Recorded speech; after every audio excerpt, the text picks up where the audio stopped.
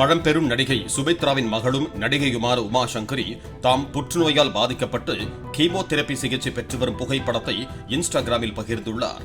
தங்கர் பச்சான் இயக்கத்தில் பார்த்திபன் நடித்த தென்றல் திரைப்படத்தில் கதாநாயகியாகவும் மேலும் சில படங்களில் துணை நடிகையாகவும் உமா நடித்துள்ளார்.